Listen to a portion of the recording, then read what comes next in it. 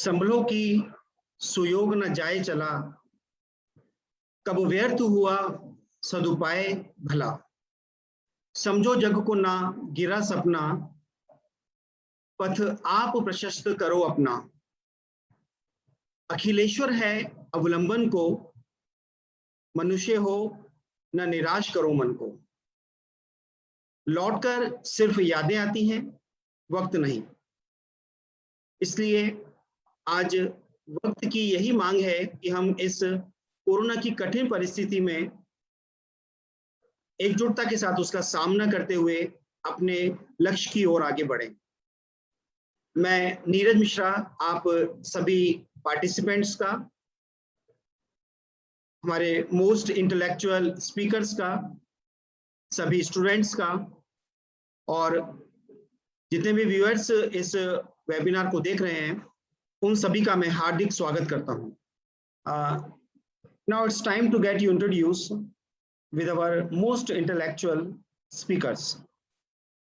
Today we have Mr. Kapil Gupta sir, Director, Creative Science Academy, Academic Director, Creative Science Academy, and ex-COO and HOD Physics, Bansal Classes Kota. Mr. Komari Manoj sir, Mr. Amit Kumar sir, and Mr. Manish Chauhan sir. देखिए students, इस समय आप सभी के मन में एक confusion है, क्लास 10th और 11th को कैसे बैलेंस करें, और इस कंफ्यूजन को दूर करने के लिए साथ साथ ही IIT JEE नीट की तैयारी में इंस्टीट्यूट की फैकल्टीज की क्या भूमिका होती है और IIT JEE या नीट की तैयारी के लिए क्या बेसिक चीजें जो हैं, बेसिक बातें जरूरी हैं, इन सभी बातों को बताने के लिए मैं इनवाइट कर रहा हूं क्रिएटिव साइंस एकेडमी के academic director mister Kapil Gupta sir को, कि वो आए और आपका इस अपने एक्सपर्ट व्यू से आपके इस कंफ्यूजन को दूर करें और IIT JEE की प्रिपरेशन के लिए क्या महत्वपूर्ण बातें हैं वो आपको बताएं। Over to you Kapil sir. Thank you, Neeraj. Dear faculty fraternity, technical team of Creative Science Academy, Neeraj, dear students and parents. ये एक तरह से हमारा सेकंड सेशन से है। कुछ लोगों ने पहला सेशन भी अटेंड किया था, कुछ लोग नए हो सकते हैं, और मेनली मैं ये मान के चल रहा हूँ कि जो स्टूडेंट्स 10 to 11 मूविंग है वो इस सेशन को अटेंड कर रहे हैं। तो जो भी चीजें मैं स्पेसिफिकली बता रहा हूँ वो उन्हीं स्टूडेंट्स को एड्रेस कर रहा हूँ जो 10 to 11। एक तो सबसे बड़ा जो चेंज अभी आया है वो पिछले 1.5 साल से पैंडेमिक के कारण एजुकेशन मेजर तौर पर इफेक्टिव हुई है। उसमें बहुत सारे कंफ्यूजन है कि बोर्ड्स के एग्जाम्स होंगे नहीं होंगे, उन सब पे अपन बात करते हैं और उसके हिसाब से अपनी क्या स्ट्रेटेजी होनी चाहिए उसको अपन डिस्कस करते हैं। वैसे तो आप लोग जनरली जब 10th से 11th में आते हैं, नॉर्मल प्रोसेस में क्या होता है, तो आपको 2 साल तैयारी के लिए मिलते हैं, 11th और 12th। भले ही आप नीट एग्जामिनेशन देना चाहते हैं या JEE मेंस देना चाहते हैं, JEE एडवांस, आपको इफेक्टिवली 2 साल इफेक्टिवली मिलते हैं, जो जनरली अप्रैल में सेशन स्टार्ट हो जाता है, आपको करीबन 24 महीने रहते हैं।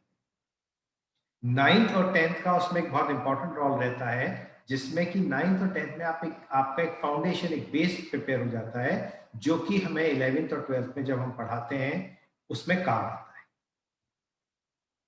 9th और 10th तक आपका 1 साल का सिलेबस आपके बोर्ड एग्जामिनेशन पूछा जाता है, बट कॉम्पिटिटिव एग्जाम्स के अंदर 11th और 12th दोनों का सिलेबस एक साथ नीट और JEE में पूछा जाता है। तो इसकी तैयारी थोड़े से डिफरेंट तरीके से होती है।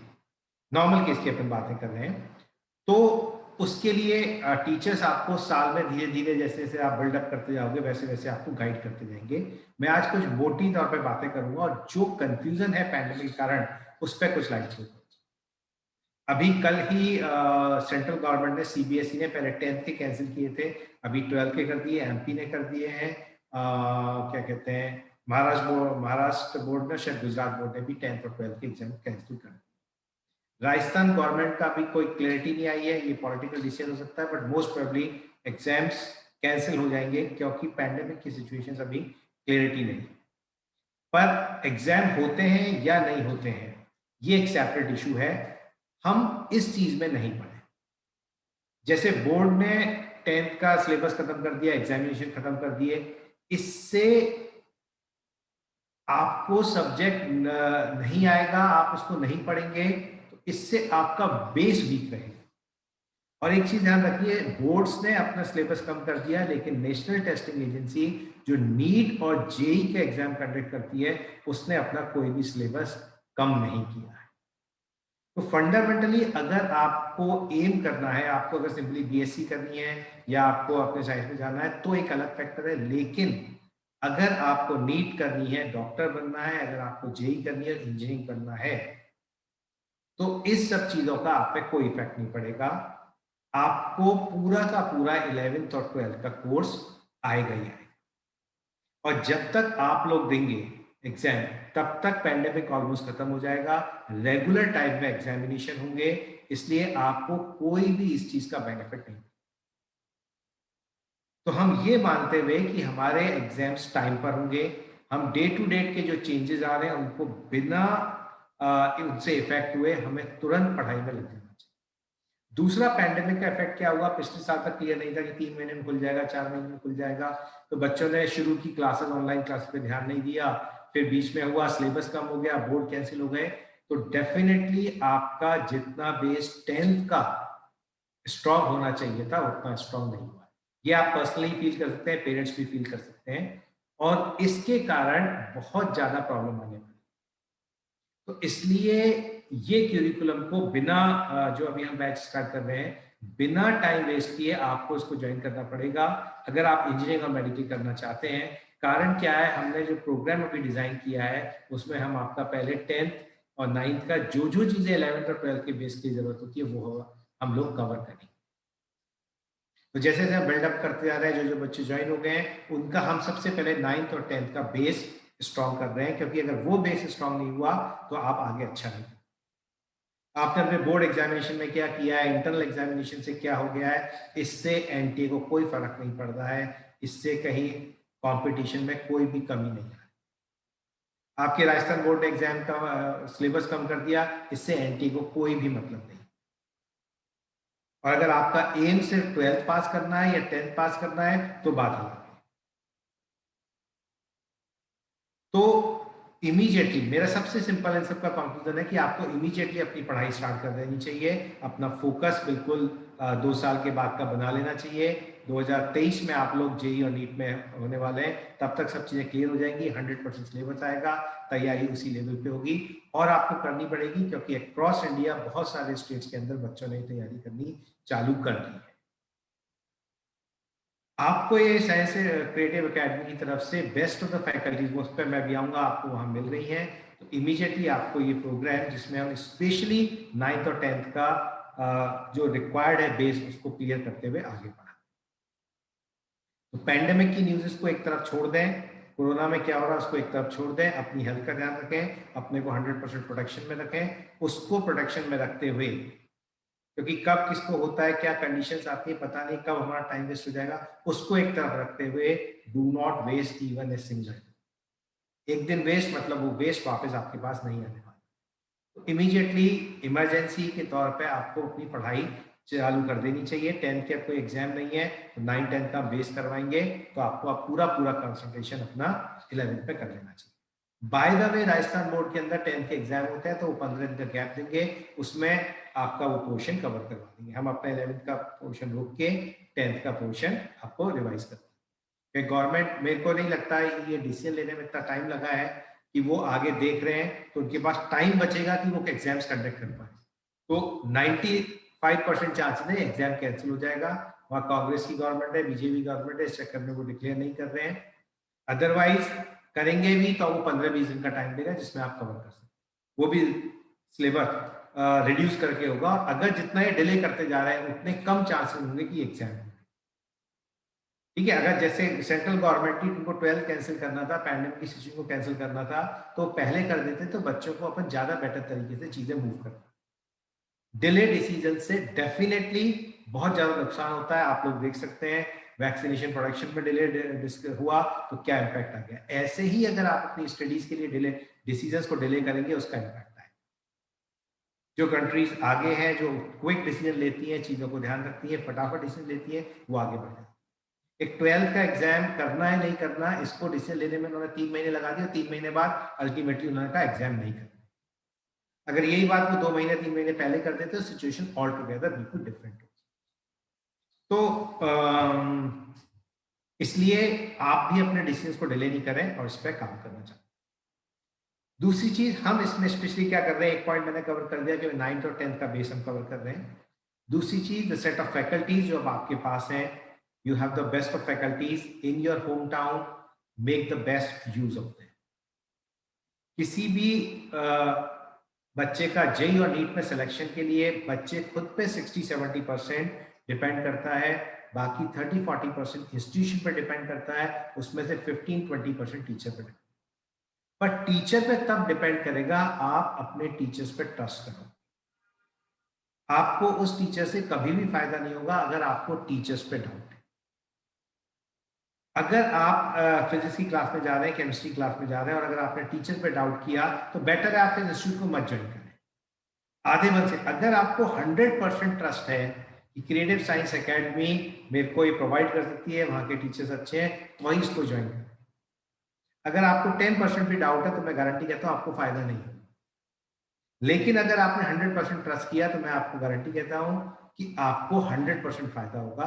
क्योंकि जब आप किसी भी टीचर, मैं इसके लिए क्रिएटिव है, किसी भी टीचर की क्लास में आप बैठते हैं, उस टीचर पे 100% ट्रस्ट करके, तो आपका एब्जॉर्प्शन 80-90% है। और अगर आपको टीचर पे ट्रस्ट नहीं है तो आपको जो टीचर पढ़ा रहा है उसका एब्जॉर्प्शन नहीं। इसके बहुत साइकोलॉजिकल टेस्ट और स्टडीज हो चुकी है और ये बहुत क्लियर कट डिफाइंड है कि अगर आपको किसी पे ट्रस्ट है तो आपका एब्जॉर्प्शन ज्यादा। तो मैं हमेशा ही सजेस्ट करता हूं कि आप उसी इंस्टीट्यूट में ज्वाइन करें जहां पे आपको 100% ट्रस्ट है। इसको चेक कर लें। इसके लिए बेस्ट तरीका ये है, आप बात करें वहां के एकेडमिक टीम से, बात करें और वहां के मैनेजमेंट से बात करें, स्पेशली आप टीचर से मिलें। वहां मनोज कुमार सर हैं, चौहान सर हैं, अमित है, गौरव है, टीचर से मिलें। टीचर से मिलकर आपको ये फील आएगा कि ये टीचर्स आपको उस लेवल पे ले जा सकते हैं। आप पर्सनली मिल सकते हैं, छोटी जगह है, आप जाएं, कभी भी टाइम ले लें, अकेले जाके 10 मिनट टीचर से मिलें। जब आप टीचर से मिलते हैं तो आपको एक कॉन्फिडेंस आता है, तब आपको ये डिसीजन लेना चाहिए कि एकेडमी को ज्वाइन करना है कि नहीं। बट डिसीजन लेने के बाद सिर्फ लंच नहीं हो, क्योंकि फिर अगर डिस्ट्रस्ट करेंगे तो आपका भी नुकसान होता है, इंस्टीट्यूट का भी होता है, और आपको कभी भी उससे फायदा नहीं।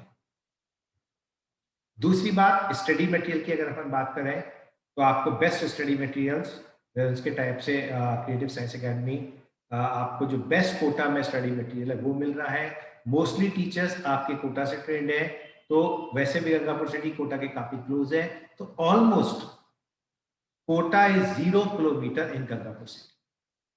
With the efforts of Creative Science Academy, they have bought quota at 0 kilometer to the Gangapur city. अगर आपको ये ट्रस्ट है कि ये है, अब मैं वही कह रहा हूँ टीचर से मिलके, तो आपको ये चीज चाहिए, तो आप मटेरियल कंपेयर कर सकते हो, जो यहाँ मिल रहा है वो का वही आपको। आप लोग थोड़े से मैच्योर और करके अभी हो जाएंगे तो मैं आपको बताऊंगा कि स्टडीज कैसे करनी चाहिए, क्या है। सिर्फ अभी इंपॉर्टेंट पॉइंट ये हो गया कि आपको तुरंत डिसीजन लेना चाहिए, 11th पढ़ना स्टार्ट कर देना चाहिए। बोर्ड अगर 10th का आता है तो आप उन 15 में कर सकते। और डेफिनेटली कोई भी डिसीजन लेने से पहले जो क्रिएटिव साइंस एकेडमी टीचर्स हैं उनसे आप मिलें, तो उनसे मिलने से आपको एक कॉन्फिडेंस है। स्टडी मटेरियल के बारे में मैंने आपको बता दिया है कि आपका जो है वो कोटा से, टेस्ट पेपर सारे कोटा से आ रहे हैं, क्यूरिकुलम एकेडमिक क्यूरिकुलम सारा कोटा से बनेगा, इसलिए कोई भी कोटा और गंगापुर सिटी में इस प्रोग्राम में कोई भी डिफरेंस नहीं रहेगा। रेदर वहां पे एक फायदा ये होगा कि आप पर्सनली डाउट सेशंस में टीचर से डिस्कस कर सकते हैं, वो एक बहुत बड़ा एडेड बेनिफिट होता है, जिसका बच्चे अधिकतर टाइम फायदा नहीं उठाते हैं। और उसका कारण क्या होता है, साइंस के सब्जेक्ट जब हम एक टॉपिक पढ़ाते हैं तो कई छोटे छोटे सब टॉपिक्स पर डिवाइड होते हैं और वो सिक्वेंशियली चलता है। अगर आपको पहला लेक्चर समझ में नहीं आया तो आप दूसरा लेक्चर कभी भी समझ में नहीं आएगा। इसलिए पहले लेक्चर्स के डाउट को दूसरे लेक्चर में कैरी मत करें, या 7 दिन बाद जा रहे हो टीचर से डाउट पूछ रहे हैं तो आपका 7 दिन बेकार। दूसरी बात, इसमें बिल्कुल टाइम वेस्ट मत करें टीचर्स के पास जाके।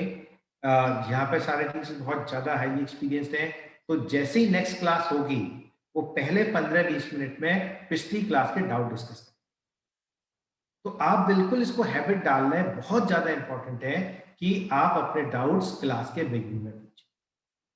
अगर 30% बच्चों ने भी अपने डाउट्स पूछ लिए तो जो बच्चे हेजिटेंट करते हैं उनके डाउट्स भी हैंडल हो जाते हैं। तो इसलिए मैं टीचर्स को भी हमेशा बोलता हूं कि वो डाउट्स को क्लास में मैक्सिमम हैंडल करें, या कोई बच्चा डाउट नहीं पूछ रहा, उनको लगता है कि ये पॉइंट स्ट्रेस का है, तो वो क्लास के बिगिनिंग में एक बार रिवाइज करें, क्योंकि सेकंड लेक्चर पहले से कनेक्टेड है, थर्ड सेकंड से कनेक्टेड है। अगर फर्स्ट और सेकंड समझ में नहीं आया तो थर्ड समझ में। और आपने अगर डाउट्स को इकट्ठा कर लिया तो आपका पूरा टॉपिक गायब हो जाए, और आपका एक टॉपिक गायब होगा तो फिर उसके बाद दूसरा टॉपिक गायब होगा, तो पूरा का पूरा एक यूनिट गायब हो जाएगी, और 2 यूनिट गायब हुई तो पूरा पूरा सब्जेक्ट गायब हो जाए, तो आपका डिसइंटरेस्ट है। तो डाउट्स, बस एक ही चीज अभी मैं 10 to 11 बच्चों को बोलता हूं, जो भी डाउट है, सिली डाउट कुछ भी नहीं होती, कभी भी कोई भी सिली डाउट नहीं होता है, और होता भी है आपको अगर टीचर डांट भी दे, बाय द वे, क्योंकि टीचर से वो क्वेश्चन उन्होंने हजारों बैच में पढ़ाया होता है, वही क्वेश्चन हजारों में, तो कई बार होता है टीचर इरिटेट हो जाए, कोई दिक्कत नहीं है। आपको यूनिक है, आपका डाउट है, डांट खा ली तब भी डाउट तो क्लियर हो गया, कोई दिक्कत नहीं। तो टीचर ने उस बात को 1000 बार बोला था, उसको ध्यान नहीं देता, बच्चे ने फिर पूछ लिया, उसको लगता है अभी तो ये बताया था। तो कई बार ऐसा हो जाता है, जनरली नहीं डांटते हैं टीचर्स, बट आप फिर भी क्वेश्चन पूछ लें, मैं कह रहा हूँ वो डांट रहा है फिर भी क्वेश्चन पूछ लें। ये सबसे इंपॉर्टेंट चीज है अगर आप साइंस सब्जेक्ट को सीखना चाहते हैं। दूसरी इंपॉर्टेंट चीज आपको क्या करना है, सब बोलते हैं पढ़ने के लिए करो, मैं सिंपली एक बात बोल रहा हूं, आज जो पढ़ाया है फिजिक्स केमिस्ट्री मैथ या फिजिक्स केमिस्ट्री बायो के अंदर, शाम को जाके उसको आज ही पढ़ना है। अगर 24 घंटे भी निकल गए तो 30% चीजें दिमाग से निकल जाती है, क्योंकि किसी भी टॉपिक में जो टीचर बोर्ड पे लिखता है, जो बोलता है, उसका 30% ही आप कॉपी पे उतार पाते हैं। तो बहुत सारी चीजें टीचर ने बोली होती है, 30-40%, वो आपको तभी मेमोराइज होती है, तभी उस डेटा राइटिंग से कनेक्ट कर पाते हो जब उस लेक्चर को विद इन 24 आवर्स रिवाइज करते हैं। अगर आपने वो 24 घंटे मिस कर दिए तो 20-30% जो टीचर ने क्लास में बोला है, जिसको नहीं लिखा है, वो गायब हो जाए। खाना खाना उस रात को इंपॉर्टेंट नहीं है, सो मत रात को, भले ही वैसे ही जरूरत नहीं पड़ती है, सो मत, लेकिन लेक्चर रिवाइज करना सबसे ज्यादा इंपॉर्टेंट, नहीं तो वो लेक्चर बेकार है। लेक्चर रिवाइज करो, और जो होमवर्क दिया गया है उस दिन का होमवर्क उस दिन का, बस। लेक्चर रिवाइज कर लिया, उस दिन का होमवर्क कर लिया, बात खत्म। उसके बाद टाइम बच रहा है, पिक्चर देखो, टीवी देखो, मस्ती करो, घूमो, एक्स्ट्रा पढ़ने की कोई जरूरत नहीं है, बिल्कुल जरूरत नहीं है। आज का काम आज का, और सब चीजें सेकेंडरी हैं। अगर आपने आज का लेक्चर 2 सब्जेक्ट हुए तो 2 का पढ़ना है, 3 हुए तो 3 पढ़ना है, रोज पढ़ना है, संडे को अपना एंजॉय करना है, या 2-3 घंटे रिवाइज कर लेना, बस। फिर मैं धीरे धीरे बता दूंगा कैसे रिवीजन करना है, कैसे वो करना है, बट सिंपल सा एक रूल है, अपन एक ही बात मान ले, कोई चीजें, बहुत सारी चीजें याद करने की जरूरत नहीं है। एक अपने टेबल के ऊपर लिख दो, रोज का काम रोज करना है, उसमें क्वेश्चन लिख दो, क्या मैंने आज का काम आज कर लिया, यस टिक कर लो, नहीं क्रॉस कर लो, बस। वो जितने टिक क्रॉस होंगे ना, अगर 10 में से 10 टिक हो गए तो आपके 100% मार्क्स आएंगे, 10 में से आपके 9 टिक हुए तो आपके 90% आएंगे, 10 में से अगर 4 हुए तो आपके 40% मार्क्स आएंगे, एग्जैक्टली। अगर 2 साल का आप सारा रिकॉर्ड मेंटेन करें, रोज का काम अगर आप रोज करें, सिंपल एक ही रूल है, एक ही रूल याद है, ठीक है। तीसरी बात मैं पेरेंट्स से करना चाहता हूं, बच्चे के सिलेक्शन के लिए 3 चीजें इंपॉर्टेंट है, बच्चे खुद, हम लोग और आप लोग। आपके एफर्ट्स के बिना, आपके हमारे साथ कोऑर्डिनेशन के बिना बच्चे का सिलेक्शन बहुत डिफिकल्ट होता है। और इस पैंडेमिक टाइम में, क्योंकि हम बच्चे से इंटरेक्ट नहीं कर पा रहे हैं, आप मोस्ट ऑफ टाइम बच्चे के साथ स्पेंड कर रहे हैं, तो आपका रोल बहुत ज्यादा इंपॉर्टेंट है। अगर आपने छोड़ दिया कि बच्चे को हमने एक इंस्टीट्यूशन में दे दिया, ये अब इंस्टीट्यूशन की जिम्मेदारी है कि वो उसको सेलेक्ट करवाए, तो सिलेक्शन नहीं। स्पेशली जब बच्चा हमारे साथ इंटरेक्ट नहीं कर रहा है, वो बच्चा प्रॉपर टाइम पे होमवर्क कर रहा है कि नहीं कर रहा, उसको वो चीज़ समझ में आ रही है कि नहीं आ रही, उसके कोई डाउट्स है कि नहीं है, वो डाउट्स टीचर से पूछ रहा है कि नहीं पूछ रहा, ये आपको ध्यान रखना। बहुत सारे बच्चे हेजिटेंट होते हैं, छोटे होते हैं, वो झिझक के कारण नहीं पूछते हैं, तो आप टीचर से मिलके पूछ सकते हैं ये डाउट पूछता है कि अगर बच्चे को समझ में आ रहा है तो उसको डाउट होंगे। सिर्फ एक ही केस में डाउट नहीं होते हैं जब वो उसको समझ में नहीं आ रहा। साइंस सब्जेक्ट्स कभी भी समझ में आएगा तो डाउट्स होंगे, और ये बेस्ट तरीका होता है साइंस सब्जेक्ट लर्न करने, क्योंकि साइंस क्यूरियोसिटी जनरेट करती है, क्यूरियोसिटी से क्वेश्चन जनरेट होते हैं, तो डाउट्स आना बहुत इंपॉर्टेंट है। हमारा टेस्टिंग का मेथड ही ये होता है कि बच्चे को डाउट्स आ रहे हैं, इसका मतलब वो बच्चा पढ़ रहा है। कोई बच्चा का डाउट पूछता है तो हम मान लेते हैं बच्चा इंटेलिजेंट है, और वो जिस तरह का डाउट पूछता है उससे हमें मालूम पड़ जाता है उसके मार्क्स कितने हैं। तो आप टीचर से टच में रहें, ये आपकी रिस्पॉन्सिबिलिटी है। बच्चे को मोटिवेट करें डाउट पूछने के लिए, और टीचर से कोऑर्डिनेशन बना सकते हैं, और बच्चे को किसी दूसरे बच्चे के कंपैरिजन में कभी भी स्टैंड नहीं करें। Everybody is unique. एक ही पेरेंट्स के दो बच्चे होते हैं, दोनों की शक्ल अलग अलग, सारे जीन सेम होते हैं, but on an average biology की अगर आप बात करेंगे, करीबन कोई भी एक बच्चा होता है, करीबन 150 म्यूटेशन होते हैं, उसके कारण थोड़ा थोड़ा थोड़ा सब कोई डिफर करता है। तो किसी किसी के कंपैरिजन में हमें नहीं करना है, हमें गांधी जी जैसा भी नहीं बनना है, नेहरू जैसा, हमें अपने जैसा बनना है। हम जो हैं उसमें हमें बेस्ट करना है, हमें किसी के अगेंस्ट, एक बच्चे को दूसरे बच्चे के अगेंस्ट में मत खड़ा करें। ये सबसे बड़ी प्रॉब्लम है हिंदुस्तान के पूरे एजुकेशन सिस्टम में। इसीलिए हम लोग कई जगह एजुकेशन सिस्टम में बहुत ज्यादा पीछे, जबकि इंटेलिजेंसिया दुनिया के कई बहुत सारे देशों से अपने पास ज्यादा है। South East Asians are considered to be the one of the most intelligent कॉम इन द वर्ल्ड। नासा में 30% इंजीनियर्स इंडियंस काम कर, so they belong to the most intelligent people. लेकिन हमारा एजुकेशन सिस्टम कंपैरिजन के कारण बच्चे की नेचुरल ग्रोथ को रोक। अभी न्यू एजुकेशन पॉलिसी में इस चीज पे बहुत ध्यान दिया गया है, बच्चे का नेचुरल टैलेंट डेवलपमेंट में बहुत ध्यान दिया है। अगर सिस्टम्स इसको अप्लाई कर पाएंगे तो ये बहुत अच्छा एजुकेशनल एनवायरनमेंट कर पाएंगे। अब बच्चा फिजिक्स के साथ म्यूजिक चूज कर सकता है। Albert Einstein, he is a very good violinist as well as the physicist.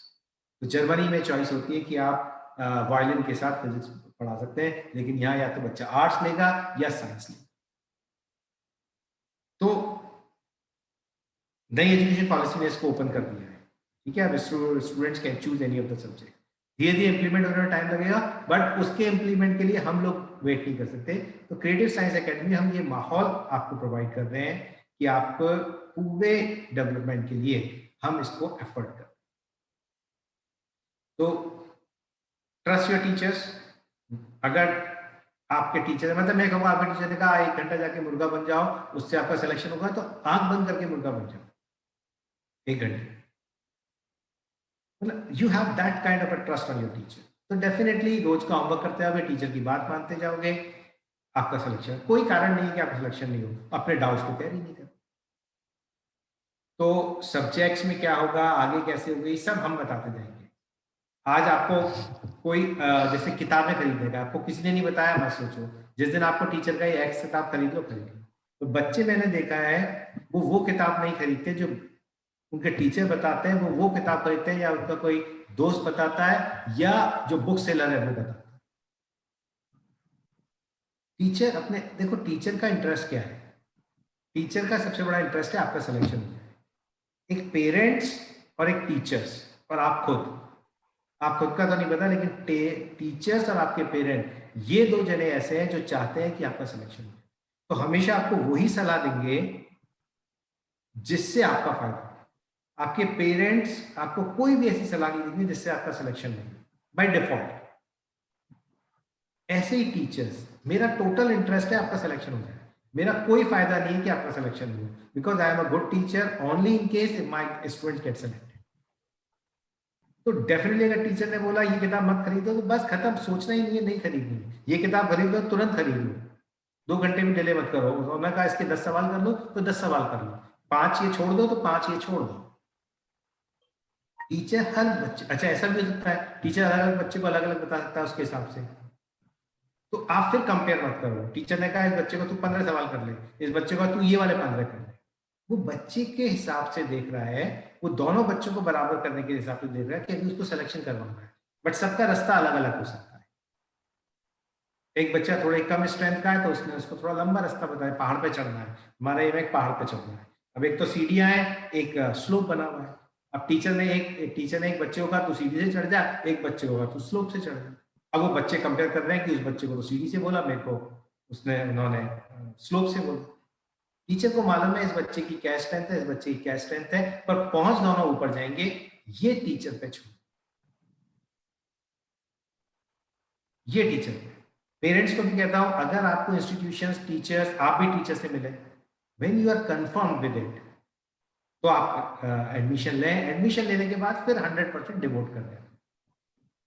बिना, हमारे को आपसे एक ही चीज चाहिए, आपका डिवोशन, और जो हम बता रहे हैं उसको फॉलो करें। तो मैं नहीं समझता ऐसा कोई कारण होगा कि हम आप लोग सेलेक्ट नहीं हो। और 2 साल का है कोर्स, आराम से हो सकता है 2 साल में हम पूरा कोर्स 2 बार कर सकते हैं। एम्पल ऑफ टाइम है, but start immediately so that we can work out in a better. जितना जल्दी स्टार्ट करेंगे उतने ज्यादा सिलेक्शन के चांसेस बढ़ जाएंगे, उतनी बढ़िया रैंक आने के चांसेस। तो ये तक पहला सेशन है। मैं बहुत टेक्निकल नहीं जाना चाह रहा, क्या किताब पढ़नी चाहिए, कैसे पढ़ना चाहिए, सिंपली हमें क्या करना चाहिए, हमें जज करके जल्दी से डिसीजन लेके हमें अपना काम शुरू कर देना चाहिए। ये एक टोटल अभी that's all from my side today. अपन लोग इंटरेक्ट करते रहेंगे, बहुत सारी चीजें हैं जो मैं आपके साथ शेयर करूंगा, सब्जेक्ट शेयर करूंगा। आज के लिए इतना ही। Thank you to all of you, God bless you, and over to Neeraj. Sir, for your wonderful guidance. Dear students, जैसा कि आप जानते हैं कि शिक्षा के क्षेत्र में, दीक्षा के क्षेत्र में सफलता प्राप्त करने का एकमात्र साधन है गुरु की शिक्षा, गुरु का मंत्र। तो आइए हम हमारे IIT JEE और नीट के जो एक्सपर्ट फैकल्टीज हैं सब्जेक्ट वाइज, उनसे कुछ गुरु ज्ञान लेते हैं। और ये गुरु ज्ञान या ये जो गाइडेंस आपको मिलने वाला है, ये आपको विषय विशेष में एक बेहतर परफॉर्मेंस देने के लिए बहुत ही मददगार साबित होगा।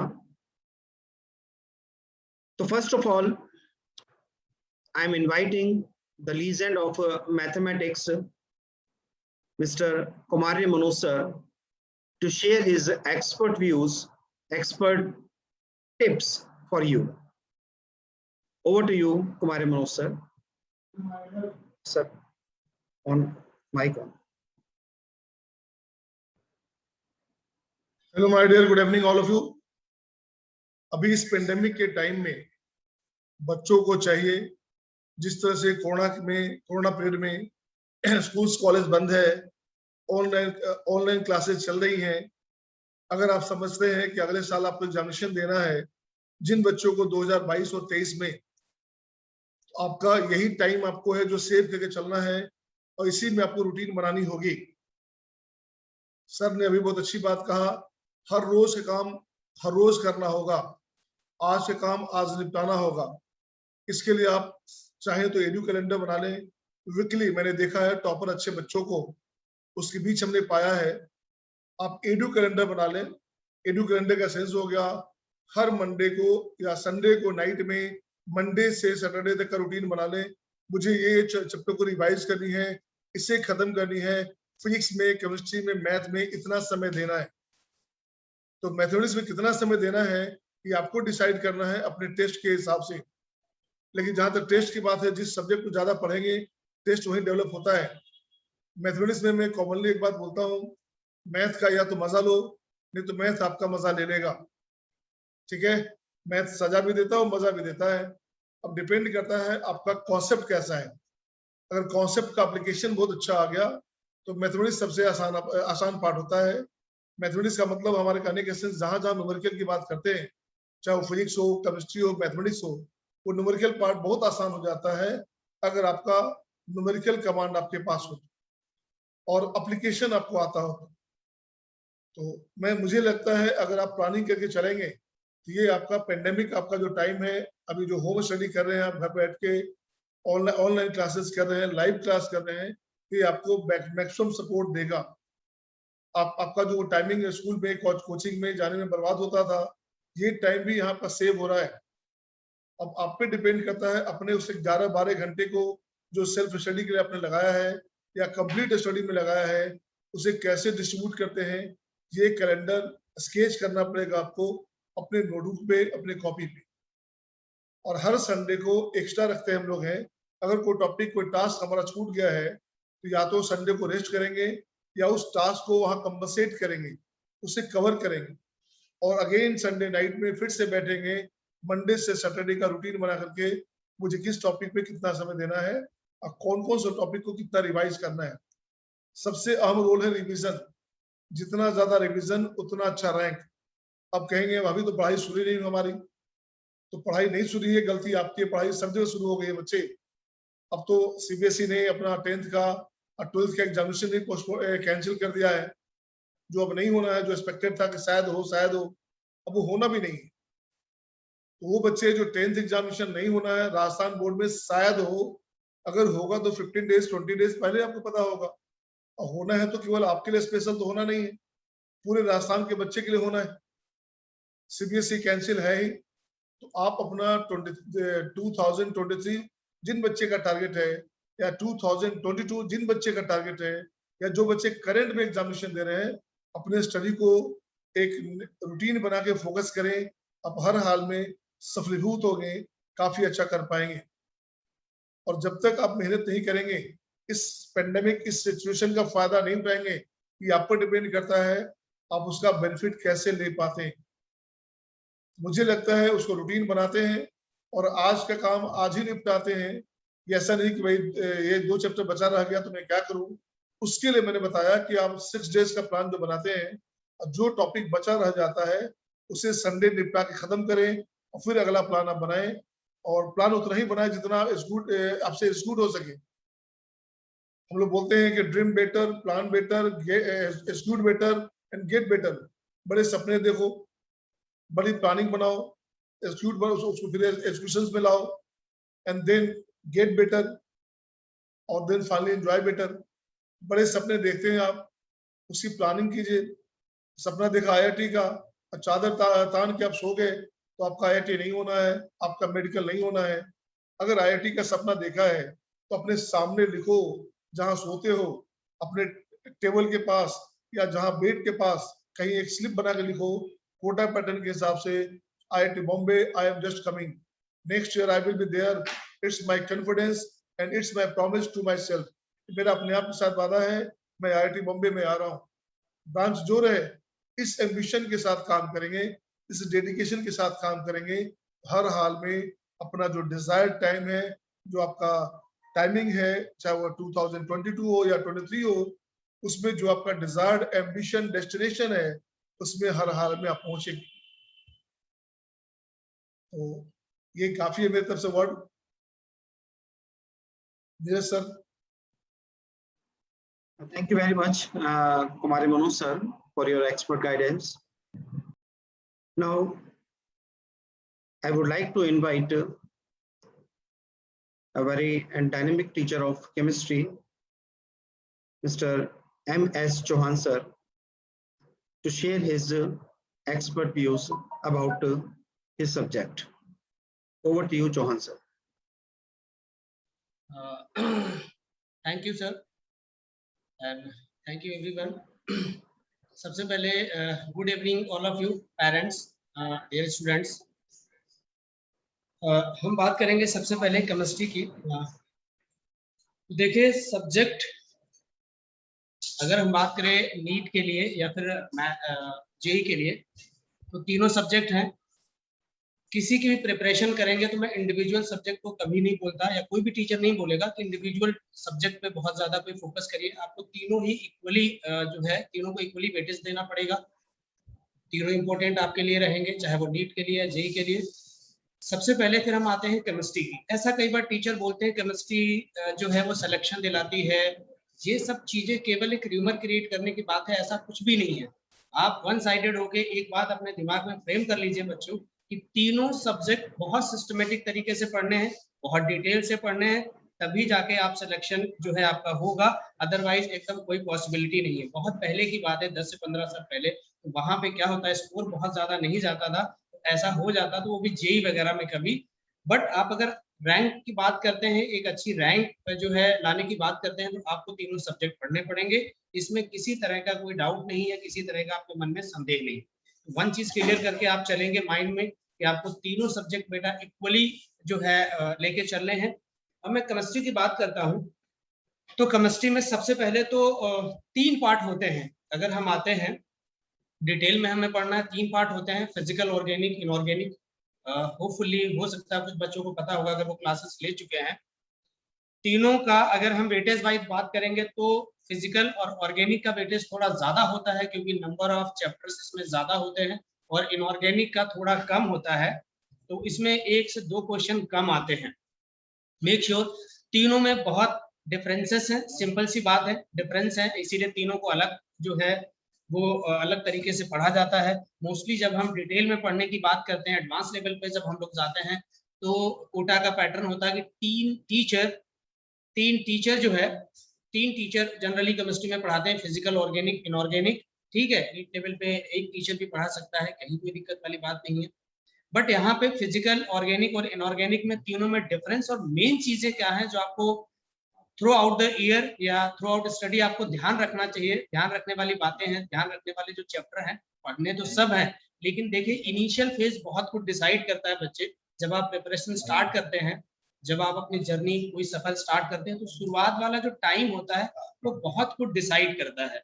वो कहते हैं ना, इनिशियल टाइम जो है वो डिसाइड कर देता है कि कौन कितना लंबा चलने वाला है। तो सबसे पहले तो शुरुआत वाले जो चैप्टर हैं, फिजिकल की अगर मैं बात कर लूं, तो इनिशियल के 3 चैप्टर लगभग मैं बोलूंगा, पढ़ना सब है, मैं पढ़ने की बात नहीं कर रहा हूँ, पढ़ना सब है A to Z, एकदम सेलेक्टिव नहीं होना है। मैं कभी अपने स्टूडेंट को ये बात नहीं बोलता हूँ कि आप सेलेक्टिव होइए, सेलेक्टिव आपको नहीं होना, आपको सब पढ़ना है। अगर आप नीट की तैयारी करते हैं तो PCB जो है, फिजिक्स, केमिस्ट्री, बायो, तीनों आपको अच्छे से पढ़ने, हर एक चैप्टर पढ़ना है, ईच एंड एवरी चैप्टर को बहुत प्रॉपर तरीके से आपको स्टडी करना है। तो मैं बात करता हूं कि इनिशियल फेज में आपको फोकस क्या करना है, वो तैयारी करने आए, आपको अपनी जर्नी कैसे स्टार्ट करनी है, इनिशियल फेज में आपको किन बातों को बहुत ज्यादा ध्यान देना है। और बेटा ये चीजें बहुत जरूरी है समझना आपके लिए, क्योंकि शुरुआत में बच्चे कई बार आते हैं, उनको पता ही नहीं रहता हम स्टार्ट कैसे करें। 2 महीने पढ़ाई के हो गए साहब, उनको भी आइडिया नहीं है कि हम किस तरीके से पढ़ें, क्वेश्चन कैसे सॉल्व करें हम अपनी पढ़ाई। क्योंकि 10th के बाद जब आप 11th में आते हैं, और खास कर जब आप जेई और नीट पैटर्न पे उतरते हैं, तो यहाँ पे पढ़ाई में बहुत मेजर डिफरेंस आते हैं आपकी इनिशियल वाली स्टडी से। तो सबसे पहले किसी भी सब्जेक्ट की बात करेंगे, शुरुआत में एकदम बहुत हाईली फोकस हो गया आप पढ़ाई करें। मैं अपने सब्जेक्ट की बात कर रहा हूँ फिजिकल में, तो फिजिकल में मोल कॉन्सेप्ट है, रेडॉक्स रिएक्शन है, स्टेट ऑफ मैटर है। ये तीनों चैप्टर बेटा ऐसे हैं जो आपको बहुत ज्यादा यूजफुल होंगे बाकी के केमिस्ट्री में, तो बहुत ध्यान से चीजों को समझना है। जब ये चैप्टर पढ़ अच्छे से समझ जाएंगे आप, तो आपकी कनेक्टिविटी पूरे सब्जेक्ट से बनेगी। अब मैं बात करता हूँ ऑर्गेनिक की। ऑर्गेनिक में 11th में 4 चैप्टर है, 11th में 4 चैप्टर हैं, लेकिन 4 चैप्टर कहने के लिए हैं, बट अगर हम बात करें ऑर्गेनिक की जो सोल है, जो मेन पोर्शन है, वो बेटा 11th में ही है। और उसमें पहला चैप्टर है क्लासिफिकेशन, IUPAC, नोमेनक्लेचर, दूसरा है आइसोमेरिज्म, और तीसरा है GOC, और चौथा है हाइड्रोकार्बन। एक चैप्टर और है एनवायरमेंटल केमिस्ट्री, तो वो थियोरेटिकल है। वो कैसा, वो थियोरेटिकल है। अब मैं बात करता हूं यहाँ पे, तो 3 चैप्टर शुरुआत वाले, 2 IUPAC, नोमेनक्लेचर और आइसोमेरिज्म इंपॉर्टेंट तो है ही है, लेकिन हर टीचर से आप सुनोगे जो बच्चा तैयारी कर चुका है, एक चीज आपको बताएगा कि GOC जो है वो केमिस्ट्री यानी ऑर्गेनिक केमिस्ट्री की सोल है, उसकी आत्मा है। अगर आप ऑर्गेनिक केमिस्ट्री में GOC समझ गए, तो फिर कहीं ना कहीं आपको प्रॉब्लम नहीं आने वाली है। एक वन साइडेड एक चीज आप अपने दिमाग में पहले तो ये बैठा लीजिए कई बार आपको कुछ टीचर्स या फिर बच्चे एक चीज क्रिएट करते हैं कि नहीं ऑर्गेनिक रटने वाला है, ये केवल और केवल आपको एक मिसगाइड, एक मिथ्या है जो कि जबरदस्ती बच्चों को समझा दिया जाता है, उनके माइंड में सेट कर दिया जाता है। ये चीज आप कभी मत समझना। सबसे पहले जब आप साइंस के साथ डील करें, जब आप साइंस के साथ डील करोगे, मैं अपने स्टूडेंट को एक चीज बताता हूँ और बहुत ज्यादा वो रियल है, बहुत ज्यादा वास्तविक, आप खुद रियलाइज करोगे। जीवन में जब आप केमिस्ट्री पढ़ें या टेक्निकल का सब्जेक्ट पढ़ें, फिजिक्स, केमिस्ट्री की स्पेशली बात करूंगा, बायो की, आप अपने आसपास की चीजों को एज ए एग्जाम्पल लें। और कहते हैं ना, बिना कारण एक पत्ता भी नहीं हिलता, बिना कारण एक पत्ता भी नहीं हिलता। साइंस इसका उदाहरण है। जब हम कॉन्सेप्ट को पढ़ते हैं तो आप कहीं मत जाइए, आप अपने आसपास चीजों को फील करिए, देखिए आपको बहुत मजा आएगा, आपको पढ़ाई बहुत आसान लगेगी। कई बार केवल हम बुक की भाषा समझने लगते हैं, हम बुक की चीजों में चले जाते हैं तो हमें प्रॉब्लम होती है और फिर हम क्या करते हैं, रटने वाली चीजें नहीं करना है। ये तो सबसे पहले वर्ड आपको अपने दिमाग से डिलीट कर देना है। अगर पहले किसी ने बता दिया है कि ऑर्गेनिक तो रटने वाली है, रिएक्शन रटने वाली है, बिल्कुल ये सत्य नहीं है। ये एक 100% नहीं 500% झूठ बोली गई बात है। आप कभी दिक्कत हो, मैं इस समय तो वैसे फिजिकल पढ़ाता हूं, लेकिन पहले इनिशियल के पेज में ऑर्गेनिक पढ़ाई है, आप आ जाना, मैं आपको 1 घंटा चर्चा करूंगा और उसके बाद मैं बताऊंगा कि नहीं ये लोग झूठ बोलते हैं। आप खुद कहोगे बिल्कुल सही झूठ बोलते हैं, ऑर्गेनिक रटने वाला नहीं है। कोई भी चीज रटने वाली तो है ही नहीं बेटा, साइंस से रटोगे कैसे, बिना लॉजिक कुछ है ही नहीं, पहली बात।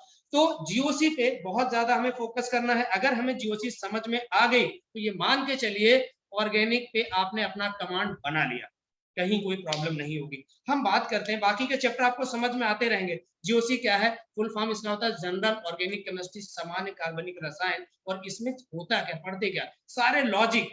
जैसे मैथ्स का एक बड़ा क्वेश्चन बनाते हैं तो उसमें क्या होता है बेटे, बेसिक फंडामेंटल चीजें लगती है, एडिशन, सब्ट्रैक्शन, मल्टीप्लिकेशन, डिवीजन, और बहुत सारी छोटी छोटी होती है, साइन के फॉर्मूले, कॉस के, इनको इंप्लीमेंट करके एक बड़ा क्वेश्चन बना दिया जाता है। तो टीचर्स या सब लोग क्या कहते हैं, बेसिक्स आपके अच्छे होने चाहिए, यानी छोटे छोटे बेसिक्स मिलके ही बड़ा क्वेश्चन बनता है। तो वही चीज यहाँ पे है। जीओसी जो है वो ऑर्गेनिक केमिस्ट्री का जो है वो सोल है, उसकी आत्मा है। और इसमें जितने फंडामेंटल कॉन्सेप्ट हैं जो रिएक्शन मैकेनिज्म में इंप्लीमेंट होते हैं, वो सारे के सारे यहाँ पे बहुत सिस्टमेटिक तरीके से डिस्कस किए जाते हैं। फंडामेंटल कॉन्सेप्ट जो अप्लाई होते हैं, इलेक्ट्रॉन चार्ज डेंसिटी कैसे वेरी करेगी, इफेक्ट सारे क्या है, इलेक्ट्रॉनिक डिस्प्लेसमेंट इफेक्ट में विशेष चर्चा की जाती है, इंडक्टिव इफेक्ट है, रेजोनेंस है, हाइपर कॉन्जुगेशन है, मेसोमेरिक इफेक्ट है, और इनके एप्लीकेशन पूरा acidic strength, basic strength, stability of carbocation, carbon, ये सारी चीजें हम लोग यहाँ पे डिस्कस करते हैं बहुत प्रॉपर तरीके से।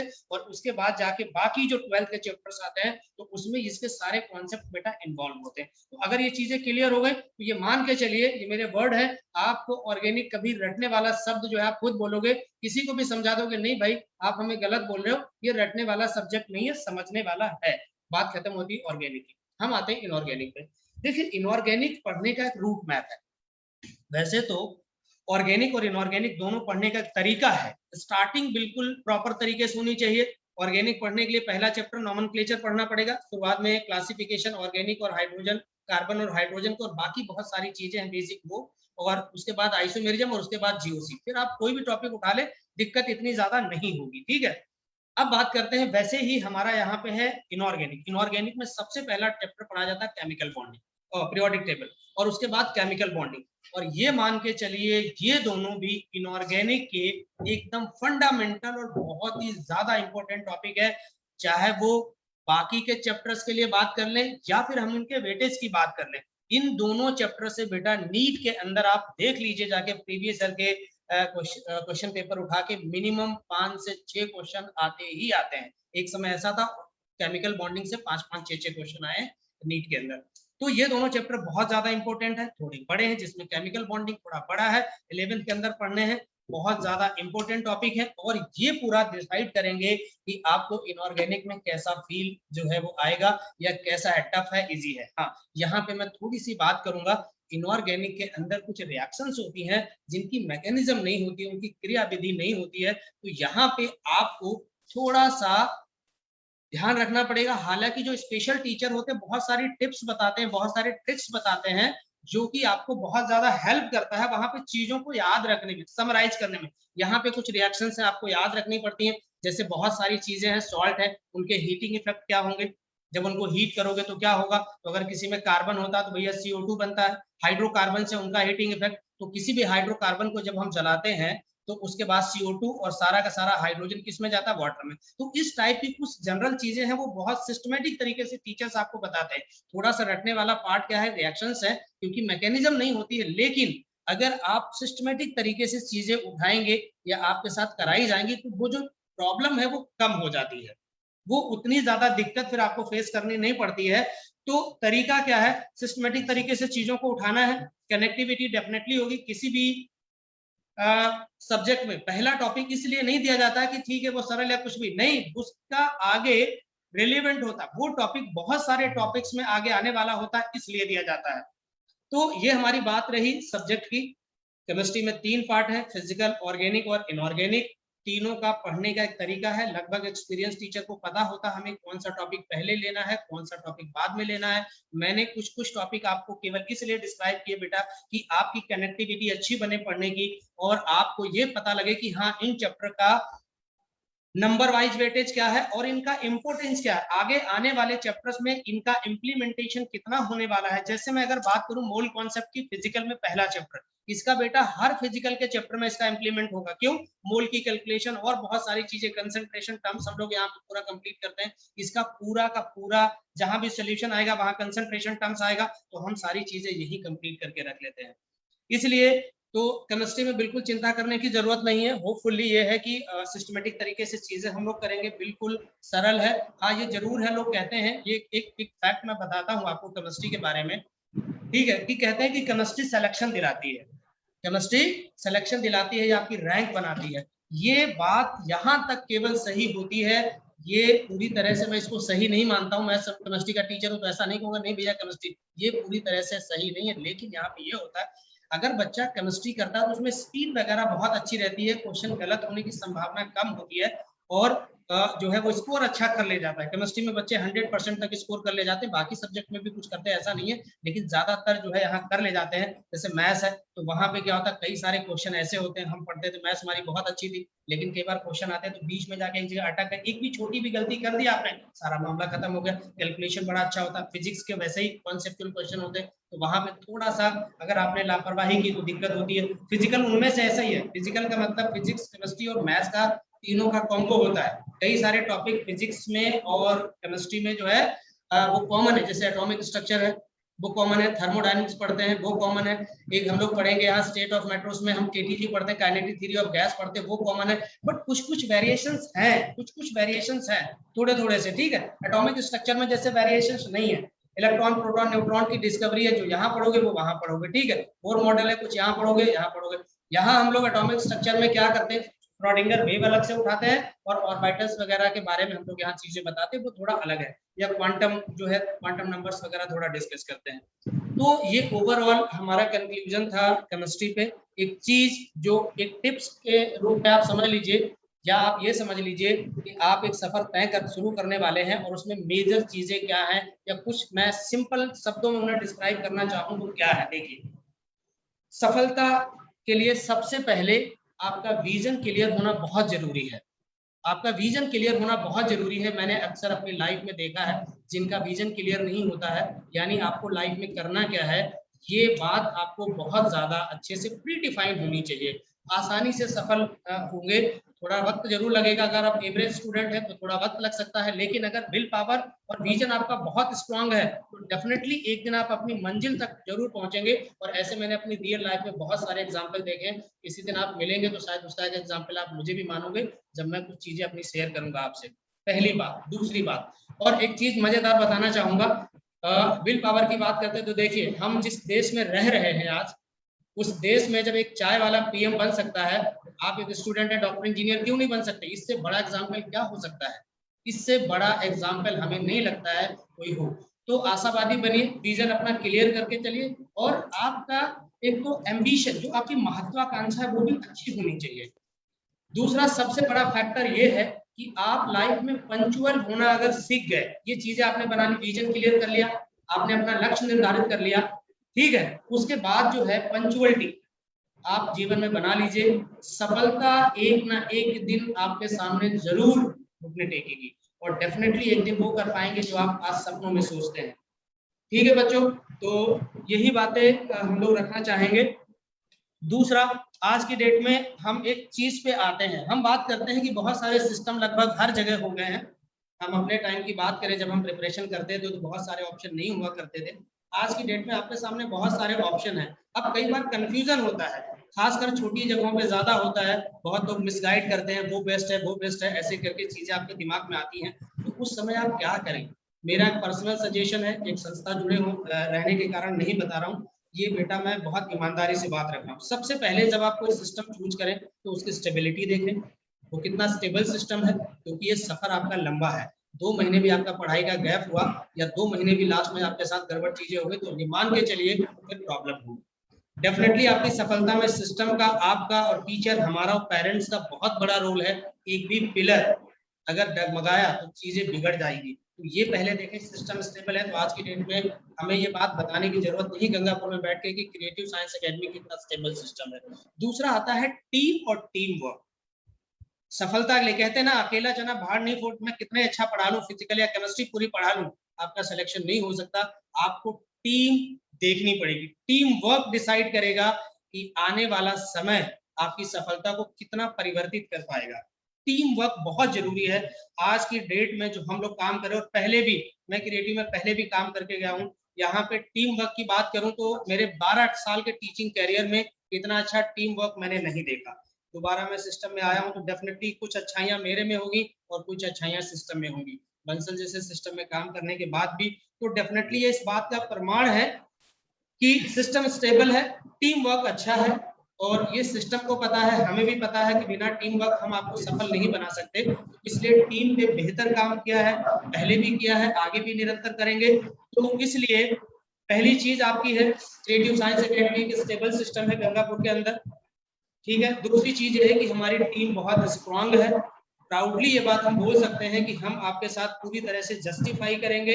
आपको किसी पल ये एहसास नहीं होने देंगे कि आपकी सफलता में क्रिएटिव साइंस एकेडमी या टीम की तरफ से कहीं कोई ऐसी कमी रह गई या रह जाएगी जिससे आपको बाद में किसी भी तरह का मनन चिंतन करना पड़े। इस बात के लिए आप श्योर हो जाइए कि टीम और सिस्टम दोनों स्टेबल है।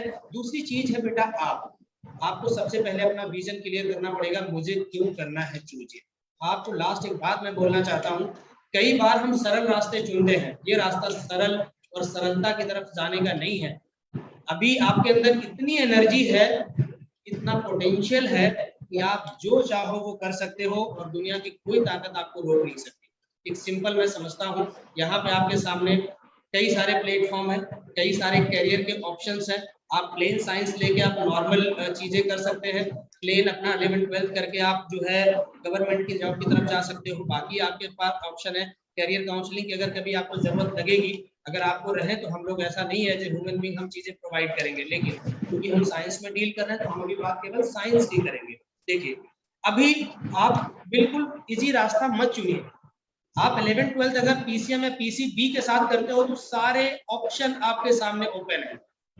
आपके सामने मोस्टली सारे ओपन है, कुछ स्पेसिफिक है जो ओपन नहीं है, वो पता है आपको। ठीक है, लगभग बाकी जैसे गवर्नमेंट की बात करेंगे, रेलवे के हैं, बाकी से बहुत सारे ओपन है। बीटेक करने के बाद बैंक पीओ की जॉब बहुत लड़कों ने भी, बच्चों ने निकाली, मेरे कई सारे फ्रेंड है, वहां के ऑप्शंस खुले रहते हैं। तो अभी मेरा केवल एक कंसर्न है, आप सरल रास्ता मत चुनिए। सरल रास्ता जो है आगे आपको मुसीबत में डालेगा या आपको कठिनाई आपके सामने लाएगा, प्रॉब्लम लाएगा। आज हम बात करते हैं प्रोफेशनल एजुकेशन की, तो उसमें डॉक्टर और इंजीनियर्स दोनों को हम प्रोफेशनल एजुकेशन में मानते हैं। ये आज सबकी नजर में बहुत स्टेबल चीजें हैं। आप अगर आईआईटी से बीटेक करते हैं तो डेफिनेटली डैम श्योर मैं ये कह सकता हूं कि आईआईटी से निकलने के बाद आपके सामने किसी भी तरह की ऐसी परेशानी नहीं आएगी जिससे आप अपने सपने पूरे नहीं कर सकते। आपने जो चीजें प्लान की वो नहीं कर सकते, ये नहीं होगा अगर आपके अंदर कर्मण्यता है तो।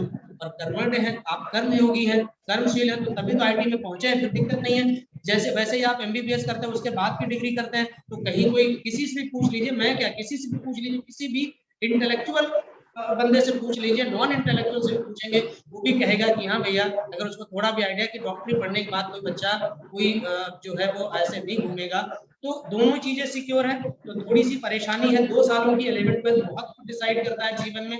तो यहाँ पे आपको थोड़ा सा स्पेसिफिक होना है, थोड़ा आपको मेहनत करनी है। 2 साल जीवन के बहुत ज्यादा जो है वो थोड़े मुश्किल क्या कह दो कि भाई थोड़ी मेहनत करनी है, वन साइडेड होकर थोड़ा एकाग्र मन से आपको मेहनत करनी है और कुछ भी नहीं है।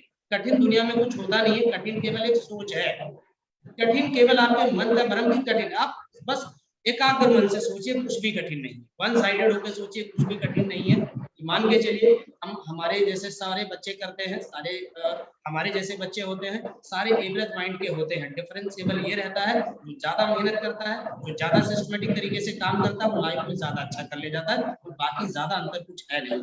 बोर्न फाइटर की बात करेंगे कि लोग कहते हैं नहीं आईक्यू बहुत कुछ होता है। एक सिंपल मैं आपको एग्जांपल बताना चाह रहा हूँ कि अगर केवल आईक्यू और जेनेटिक अगर चीजें केवल होती तो आज सचिन का बेटा सचिन से बढ़िया प्लेयर बनता है, कुछ भी होता, चीजें कर रहे हैं। लेकिन ये सब जानते हैं कि हो सकता है कि सचिन बोर्ड के बढ़िया बैट्समैन है, नंबर 1 बैट्समैन है, उनका बेटा इतना ना कर पाए।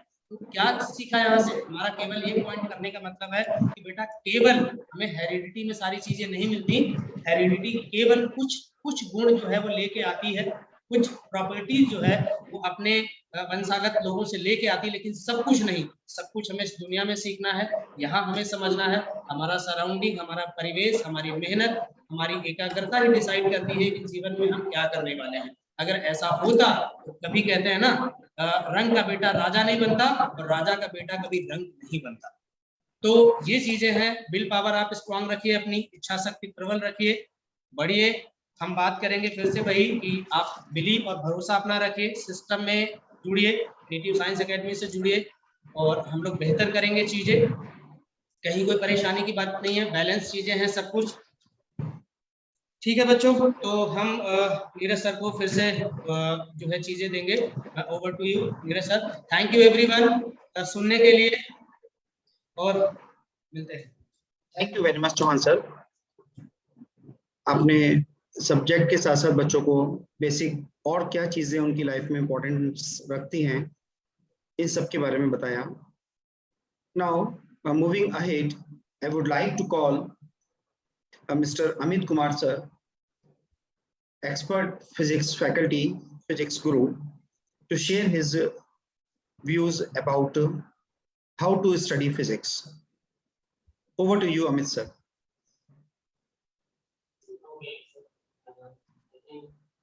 Sir.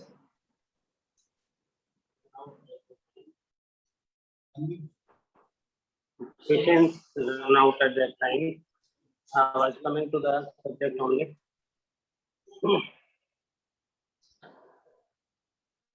30 lakh students. आवाज इसको क्यों करती है?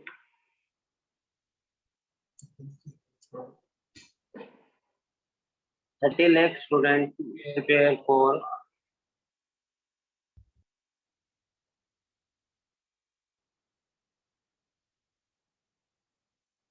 now I straight come to the point of selection. Okay, भाई सिलेक्शन कैसे होगा? सीधी सी बात करते हैं। पीसीएम पीसीबी में तो फाइनल पेपर देते हो, उसमें मार्क्स आने चाहिए, ठीक है ना? उसमें तो आपका आईआईटी में सिलेक्शन होगा, ठीक है। आपको पता है 30 लाख बच्चे पेपर देते हैं। मैं जनरल बच्चों की बात कर रहा हूँ। मैं उन जो डिटेल्स है जो एक नॉर्मल बच्चे को नहीं पता होती, I am not talking about that details. बच्चे को मैं सीधी बात बता रहा हूँ। 30 लाख बच्चे प्रिपेयर करते हैं और 15,000 आईआईटी की सीट है। रिजर्वेशन हटा दो तो भाई वो बातों की बात बाद में होती रहेगी। और 35,000 कुल मिला के एनआईटी की सीट है। 50,000 इसमें और 50,000 भाई आपकी मेडिकल के अंदर। और ये काउंट इस साल बढ़ जाएगा 34 लाख। 35 लाख में से अराउंड आपके पास मैं कहूँगा कि 35 लाख में से 1 लाख बच्चे का सिलेक्शन होता है। What about 34 lakh? आपको एक बात बता दूं मैं, जेई और नीट है, it is not about selection, it is not a paper of selection, it is a paper of rejection and lies और ट्रुथ ना, ये डिफरेंस है। और मैं इसी पॉइंट पे आ रहा था कि क्या कहाँ पे कमी होती है एजुकेटर में और कोचर में, कहाँ कमी होती है। कोचर क्या करता है, पूरे साल आपको 2 साल एंगेज करता है। हम क्रिएटिव एकेडमी में बड़े बड़े इंस्टीट्यूट है जिनकी मैं बात करता हूँ, जो सो कॉल्ड है, बड़ा है, कोचर्स जिनको हम कहते हैं, व्हाट डू दे डू, है ना? I don't know, they are even liable to call teacher. They are कि उनको टीचर भी कहना चाहिए। मैं कह रहा हूँ कि उनको तो क्रिमिनली है, उनको शू करना चाहिए कि आप लोगों ने उनको एक ह्यूमन की बजाय एक रोबोटिक इंस्ट्रूमेंट बना दिया। पैटर्न रिकॉग्निशन से आप 5-5 साल आप मेडिकल की प्रिपरेशन करा रहे हो, आपको पता है फ्यूचर नहीं है, बिजनेस बना के रख दिया आप। तो that is a difference between coacher and educator. मैं फिजिक्स की बात कर रहा हूँ, फिजिक्स में बात करूँ भाई, मैं 10th से 11th में बात करता हूँ। बच्चों में दिक्कत क्या होती है, बच्चा इंफॉर्मेशन गैदरिंग पे होता है, इंफॉर्मेशन गैदर करता रहता है। सिलेक्शन के लिए ना सीधी मार्क्स की बात करते हैं, मार्क्स की बात करते हैं, वो मार्क्स है, वही क्वेश्चन आते हैं, है ना, हल्का फुल्का चेंज होता है, लेकिन आपको पता कट ऑफ कितना होता है? जो ये 30 लाख बच्चे प्रिपेयर करते हैं नीट और जेई, ये सभी कोचिंग लेते हैं, कट ऑफ कितना जाता है जेई के अंदर? 75 नंबर का कट ऑफ जाता है। अब परसेंटाइल हो गया वो बात दूसरी है। तो सर ने कहा ना केमिस्ट्री है, क्या नाम है, ये स्कोरिंग है, और फिजिक्स है, उसमें सबसे लीस्ट प्रेफरेबल सब्जेक्ट है। और मैं आप लोगों को गारंटी देता हूँ, इवन टीचर्स को गारंटी देता हूँ कि आप एक चीज एक्सप्लेन कर दीजिए केमिस्ट्री में विदाउट यूजिंग फिजिक्स, मैं फिजिक्स पढ़ाना है उस दिन बंद कर दूंगा। ये एनालिटिकल रीजनिंग कितनी जरूरी है। What is the difference between fundamental and superficial, fundamental things and the superficial things. तो फिजिक्स में हमें फंडामेंटल आइडियाज है, फंडामेंटल और सुपरफिशियल में फर्क क्या होता है, जो किसी चीज से डिराइव नहीं किए जा सकते हैं, ना हम उनको डिराइव करने की हमें जरूरत होती है। आप केमिस्ट्री में कोई भी एक आइडिया है विदाउट यूजिंग फिजिक्स है, अगर आप एक्सप्लेन कर दें, ओके, तो दैट शोज, मैं केमिस्ट्री को डिमीन नहीं कर रहा हूँ, बायोलॉजी को डिमीन नहीं कर रहा हूँ, neither I am demeaning mathematics, लेकिन जो फंडामेंटल और सुपरफिशियल सब्जेक्ट से इम्पोर्टेंस है, वो कमी है जो बच्चों में रह जाती है कि चलो 30 लाख बच्चे हैं प्रिपेयर कर रहे हैं, उनमें 1 लाख का भविष्य बन गया। What about 20 lakh student? We are talking about the ना pandemic, we are talking about our country. एक चाय वाला है, बिल्कुल ऐसे ही बन गया है, प्राइम मिनिस्टर जरूर बन गया है, लेकिन अभी भी है ना, वो 15 करोड़ के जापान के, 12 करोड़ के जापान से बैलेंस नहीं कर पाया, ठीक है। तो वहां पे कितने मोदी होंगे इनका आइडिया भी नहीं है। हम यहाँ पे बैठ के है 1/6 है इम्यूनिटी का पार्ट। 47 से लेकर 2020 इंडिपेंडेंट इंडिया में एक भी साइंस के अंदर नोबेल प्राइज नहीं है, ना फिजिक्स में, ना केमिस्ट्री में, किसी भी साइंस सब्जेक्ट में। क्या इसका कोरिलेशन कोई नहीं है हैप्पीनेस से या सक्सेस से, स्टूडेंट की सक्सेस से, या इसका एजुकेशन से कोई लेना देना नहीं है? मैं ये बात नहीं कर रहा हूँ कि नोबेल प्राइज एक बढ़िया क्राइटेरिया, लेकिन क्या ये चीजें है कि जब आप टेक्स्ट बुक पढ़ते हो उनमें न्यूटन आइंस्टाइन के नाम क्यों होते हैं, तो इंडियन नाम क्यों नहीं आता है? why there is no Indian, not a single है ना इंडियन साइंटिस्ट, है ना। 47 से 2020 की बात कर रहा हूँ, आज 135 करोड़ है, उस टाइम में 35 करोड़ है, कितनी जनरेशन है आप कैलकुलेट कर लेना।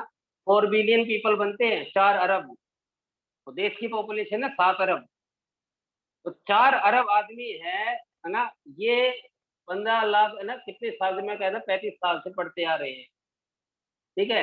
तो 75 कट ऑफ रह जाता है, क्यों रह जाता है भाई? क्योंकि पैटर्न रिकॉग्निशन से बच्चों को सिर्फ पढ़ाया जाता है, और इसीलिए जो एकेडमी का नाम है क्रिएटिव है, कि we make a difference here. Rather than information gathering, we focus on the fundamental understanding, analytical reasoning. That I am talking about, and that can only happen in physics. क्योंकि आप chemistry में, मैं not okay offending anybody, chemistry में explain करते हो, किसी चीज का रीजन करते हो, तो अगर आप उसको फंडामेंटली आप एक्सप्लेन करने लग जाओगे तो आपको फिजिक्स के फंडे यूज करने पड़ेंगे। आपने कोई बुक पढ़ी है concept of chemistry, concept of mathematics में कोई देखा है? कंसेप्ट ऑफ फिजिक्स की क्यों लिखी होती है भाई? ये इंडियन ऑथर्स की बात नहीं कर रहा हूँ, कट कॉपी पेस्ट की बात नहीं कर रहा हूँ, इंडिया कोई यहाँ पे नहीं है, ठीक है। ये न्यूटन जो आइंस्टाइन के नाम सुने यहाँ पे नहीं पैदा हुए, ठीक है। और जो टेक्स्ट बुक में लिखा गया है वो अब ये नहीं कि एनसीईआरटी के बंदों ने लिखा है, तो ये सब पेटेंट मार्क है। तो मैं जो सिंपल इसी बात कर रहा हूँ कि फंडामेंटल अंडरस्टैंडिंग है, यानी कि एनालिटिकल रीजनिंग है, वो बहुत जरूरी है डेवलप करना। और एनालिटिकल रीजनिंग कैसे आती है? वाई के क्वेश्चन पूछने से। That was I coming to that point कि फिजिक्स कैसे पढ़ी जाती है, साइंस कैसे पढ़ी जाती है। Physics, chemistry, mathematics, biology, geography, कुछ भी पढ़ो, अगर you are becoming a better version of your self today compare to yesterday, yes, that is science for you. हाँ, मैं डिफरेंशिएट नहीं कर रहा हूँ फिजिक्स में, एवरी सब्जेक्ट इज इम्पोर्टेंट। अगर वो आपको बेटर ह्यूमन बीइंग बना रहा है, आज का आप बेटर ह्यूमन बीइंग हो कल के कंपैरेटिवली। और ये आते हैं एनालिटिकल रीजनिंग से। एक तोते के नाम, तोते के अब 10 लैंग्वेज में तोते के 10 नाम याद कर लीजिए पैरट के, ठीक है। You will never know, nothing know about parrot, okay. ये इसका रंग हरे का रंग का होता है ना, उड़ता है, ये है वो है। 10 ना याद कर लीजिए, इसको कहते हैं इंफॉर्मेशन गैदरिंग। सिंपल सा एग्जांपल बता रहा हूँ, शायद लोगों का पेशेंस है, रन आउट कर गया, तो I come to the straight to the point. तो you never know about the parrot, लेकिन नाम आपको पता नहीं है, लेकिन हाँ, अब उसको आप अपना नाम दे दीजिए, लेकिन आपको पैरेट के बारे में सब कुछ पता है। That is analytical reasoning. और जहाँ पे है ना, ये हम कहते हैं ना कि जो 40 जो है 50-30 करोड़ जो लोग प्रिपेयर करते हैं, तो भाई उन लोगों का क्या है, उन 29 लाख बच्चों का क्या है जो एक रिपोर्ट पढ़ लेना आप, 90% इंजीनियर्स आर अनएम्प्लॉयबल। पढ़ लेना रिपोर्ट भाई, जो इंजीनियर बनते हैं सारे के सारे, क्या वो इंजीनियर नहीं बनते हैं? स्टेट कॉलेज से बनते हैं और प्राइवेट कॉलेज से बनते हैं। पढ़ लो रिपोर्ट आप। अच्छा, डॉक्टरी में बनते हैं, कैसे डॉक्टर बनते हैं आपको खुद ही पता है। उन डॉक्टर से आप इलाज नहीं कराना चाहोगे। तो भाई व्हाट अबाउट दैट 29 लैख? तो बीइंग, अगर हम रियल टीचर है, अगर हम एजुकेटर है, तो क्या क्या हमारी रिस्पॉन्सिबिलिटी केवल सब्जेक्ट तक रह जाती है, या साइकोलॉजी है, स्पिरिचुअली है, या उन चीजों पे वर्कआउट है कि 1-to-1 कांटेक्ट मेंटेन करना, क्या ये हमारी रिस्पॉन्सिबिलिटी नहीं है? साइंस में मैं बताऊं, फिजिक्स में मैं बात करता हूँ भाई, टॉप टू डाउन है 11th-12th के लेवल पे। बच्चे को किलोमीटर में नहीं चलना जाता है, तो 100 मीटर में चलना सिखाऊंगा। 100 मीटर में नहीं चला जाएगा, 10 मीटर में चलना सिखाऊंगा। 10 मीटर में नहीं चलना है तो 1 मीटर में चलना सिखाऊंगा। 1 मीटर में नहीं चलना चाहा है तो 1 सेंटीमीटर में, 1 सेंटीमीटर नहीं तो 1 मिलीमीटर में, क्योंकि बच्चा पैदा हुआ, उसने कुछ ना कुछ सीखा है, तो चलना तो उसको आता है। तो ये आइडिया है एनालिटिकल रीजनिंग का, difference between information gathering and analytical reasoning. Pattern recognition है ना, ऐसे क्वेश्चन ऐसे सॉल्व होते हैं, ऐसे क्वेश्चन ऐसे सॉल्व होते हैं। उन बच्चों का सिलेक्शन क्या होता है? पूरे 4 साल मेहनत करते हैं, उनके मार्क्स देख लेना आप, है ना। आप जो एडमिशन लेने जा रहे बच्चे, आप चेक कर लेना भाई, 11th-12th में जो आपके सीनियर्स रहे उनके मार्क्स कितने रहे। वो बात दूसरी है, आपको बाद में पता चलेगा, लेकिन तब तक तो आपका नुकसान हो चुका होगा। मैं तो बस इतना कहना चाह रहा हूँ कि इन 2 साल में मैं आपको इतना जरूर सिखा दूंगा कि सीखा कैसे जाता है। पर अगर आप ये सीखे ना सीखा कैसे जाता है, तो आप कुछ भी सीख सकते हो और जिंदगी में आप कामयाब होगे। मैं IIT जेईई है, एक तो छोटा सा चैप्टर है, उन सब हर साल जो 70 जो मैं 35 साल से बात कर रहा हूँ, जो लोग प्रिपेयर कर रहे हैं हर साल, यूपीएससी के बच्चे भी आ जाते हैं। मैं उन 29 लाख बच्चों की बात कर रहा हूँ। अगर उनको ये सिखाया जाता, एजुकेशन दी गई होती है, रेदर देन अपना बिजनेस चलाने की बजाय, है ना, सो कॉल्ड। तो that is the thing I am talking about. और ये एनालिटिकल रीजनिंग है, इस पे फोकस किया जाता है कि 10th से 11th में जब ट्रांजिशन होता है, तो बच्चे पे इस चीज पे वर्कआउट किया जाता है कि बच्चे इंफॉर्मेशन गैदरिंग से एनालिटिकल रीजनिंग पे आओ, छोटी छोटी बातें पूछ के। फिजिक्स में है, मैकेनिक्स पूछते हैं ना, बच्चे कहते हैं, बच्चे से पूछा जाता है कि बच्चे बताओ, एक ऑब्जेक्ट को अगर हम किसी स्पीड से छोड़ दें तो अल्टीमेटली क्या होगा? तो बच्चा बोलेगा अल्टीमेटली रुक जाएगा। ये एरिस्टोटल ने भी बोला था। ऐसे टीचर है न्यूटन सेकंड लॉ से Newton first law third law prove कर देते हैं। अरे ऐसे लोगों को तो अगर कोई ऐसा मतलब साइंस में अगर क्रिमिनल केस की बात होती तो ऐसे लोगों पे क्रिमिनल केस करते हैं। ये it's better remain uneducated rather than miseducated. That's I am talking about. That was that is physics I am talking about. ये सेकंड लॉ पढ़ा के फर्स्ट लॉ थर्ड लॉ पढ़ा के चले जाते हैं, बच्चे खुश हो जाते हैं। बच्चे का खुश करना हमारा काम नहीं है। हाँ, एंटरटेनमेंट हो जाए वो बात अच्छी बात है, लेकिन एंटरटेनमेंट हो रहा है, एजुकेशन नहीं जा रही है, वो प्रॉब्लमेटिक सिचुएशन है। That's why creative word is being used there. That I am talking about. I hope Anji, your questions ran out very early. Sorry for that. I was, physics में fundamental से हम ऊपर तक आते हैं कि fundamental का मतलब है कि जो आपने पास्ट में सीखा है उस चीज पे प्रेजेंट में डेवलप करना है ताकि हम फ्यूचर अपना राइट कर पाए। ये होता है फिजिक्स का meaning. Thank you. Thank you very much Amit sir. और आज का जो सेशन हम लोगों ने आप लोगों के लिए रखा, होप सो कि आप लोगों के बहुत से जो डाउट्स मन में होंगे उनको क्लियर करने में आपको हेल्प मिली होगी। साथ ही सब्जेक्ट वाइज आप लोगों को नॉलेज मिला होगा कि किस तरह से हम अपने अपने जो सब्जेक्ट्स हैं फिजिक्स, केमिस्ट्री, मैथ्स, इनको कैसे इम्प्रूव कर सकते हैं। What basic things are there which a student should apply to improve his or her performance. So in the end, I would like to thank all of our intellectual speakers, all the participants, all students and viewers for giving your precious time. I would also like to thank our technical team, Mr. Jonty sir and Mr. Shri Ram Dubey sir. इस तरह की webinar जो है हम लोग आगे भी continue करते रहेंगे। Till then, stay home, stay happy, stay healthy, stay creative. Thank you very much. Thank you everyone.